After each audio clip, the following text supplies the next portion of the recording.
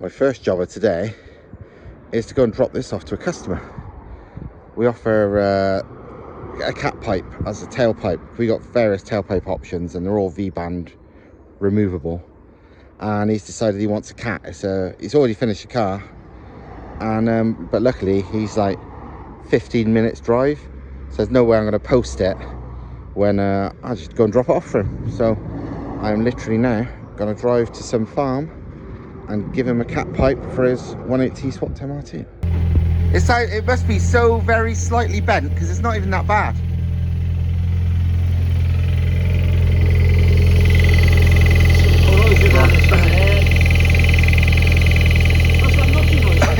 Yes, that is the noise of very, very slightly bent rods.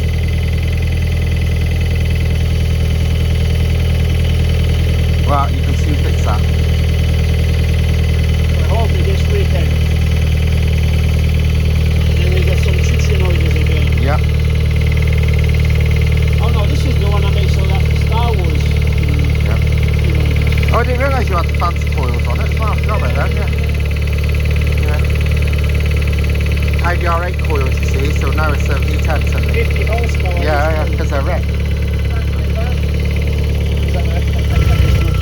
This must have the most slightest bent rods to be that quiet.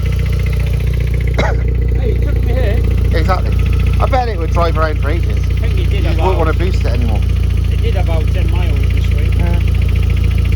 I think if you boosted it much, the rods would completely buckle. No, I went very quiet, Yeah. very gentle. But I bet you could drive around like this for ages. But we want boosts. So No, exactly. they're going out this Saturday, Sunday. We'll see, maybe we're going to have it back on Monday. Easy enough done. Sounds like it now though, that's the thing. It does. There you go, finally the 19 CDI badge makes it sound real. Oh, yeah, okay.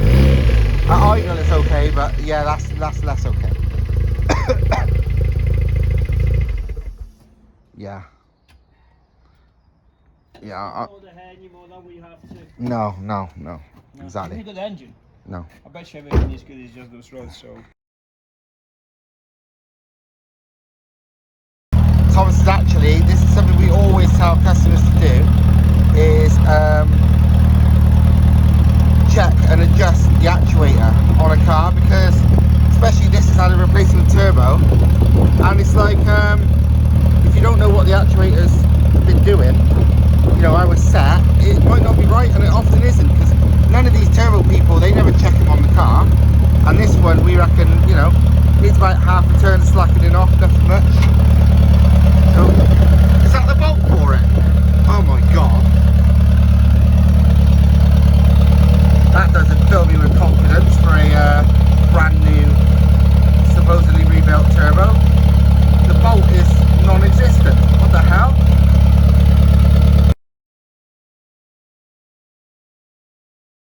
I didn't need to bring the pistons, but Thomas managed to lose a circlip from the pistons, one of them, on his super fast half a day rebuild on his engine. And if you're watching this, Andrew, do you remember when he took the piss out of you for doing the same? But he's done it now. It's very easy. Anyway, yeah, his engine, we knew it was knocking, and we knew it'd be rods. And yeah, look, slightly banana rods.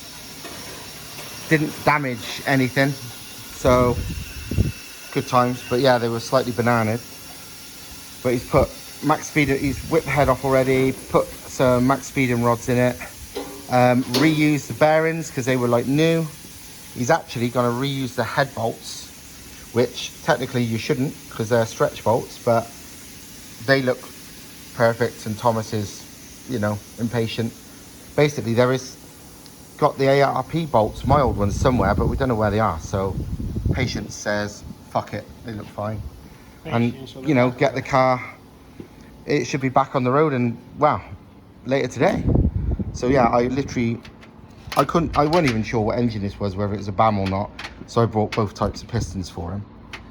You can see though, look at the difference in piston crown thickness between BAM and non-BAM pistons. People always say, oh, you know, they're all the same. 180 pistons are all the same, apart from the wrist pin's bigger. not. No, That's they a big are difference. way thicker.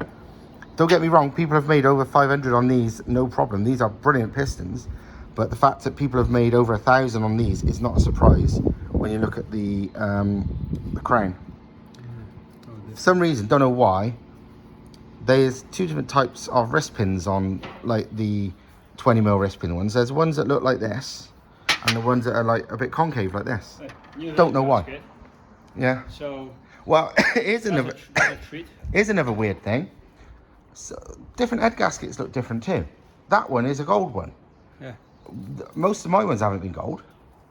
They're all I black, don't- are they? Yeah, they vary. I don't know why. I know. No Genuine, fucking man. idea. Genuine. But yeah, nearly all of them aren't that gold. But a lot of them are, I've seen more and more lately are gold. But whatever. But they're MLS gaskets on these as standard. Hence why nobody changes them even at stupid power. Because they're already basically the uprated gaskets. So yeah. Yeah, we've got to reuse the head bolts. The Euro car parts could have had a set in 3 hours by the looks of it, but that's way too long. So, and I'd had to gone and get them too. So that would have wasted another In 3 2 hours. I want to set the timing up. Mm. I don't know wait that long. No, exactly. So, yeah, good times. So in a bit, I'm going to head home and maybe carry on with my car. What you got left? Everything. No, I've put the exhaust manifold, wastegate and screamer, and that's all. I've bolted all that up now.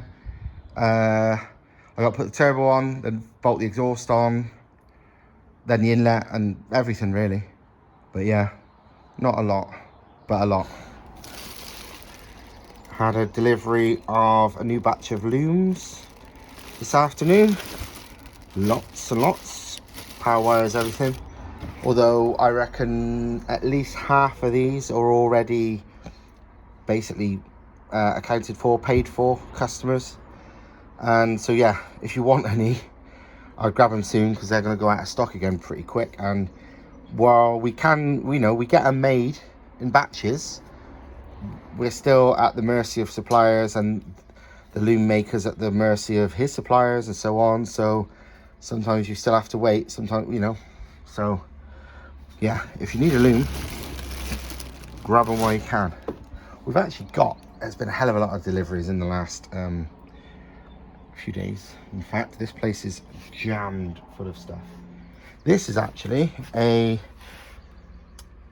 hard race arms and white line anti-roll bars and a few other stuff for a customer who's coming over from Italy for a drive-in drive-out. And this is all his stuff that's arrived. It arrived yesterday, I think. He's not even going to be here for the drive-in drive-out for a good few weeks, probably maybe a month, I think, because we've got cars in at the moment. He's the next one after those. But yeah, that's actually his hard race arms and everything. So yeah, lots of cool stuff. Thomas has got a lot of fabrication to be doing, hence why there is lots of exhaust parts to make and lots of trigger wheel stuff to make and so on. But yeah, there's a whole ton of stuff. That's all charged coolers under there. It recently arrived. Lots of bolts and the additional little things which end up making up the kit. Yeah, there's a lot of stuff.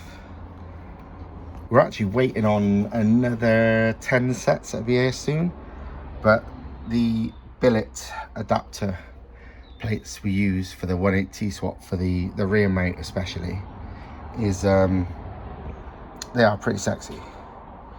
Our friend Dan is the CNC man for these and he's very good. He's his time scales can be a bit sketchy at times, but he is a one-man band, so it's difficult. Everything, he has to rely on suppliers, same as we do. But yeah, they are real nice bits of kit and work great. These are actually, this lot is actually VR ones. These are 180T ones. We've got another 10 180T ones on its way. They look almost the same, but they're not. It's things, the whole differences and so on, because the VR engine sits at a different angle to the 180. So same, but not the same. Thomas's engine, I just popped into the actual workshop to put some stock away and stuff, and come back and Thomas has done up the head bolts, and yeah, it's just putting the cam cover back on. So yeah, good times. not far. It will be done later.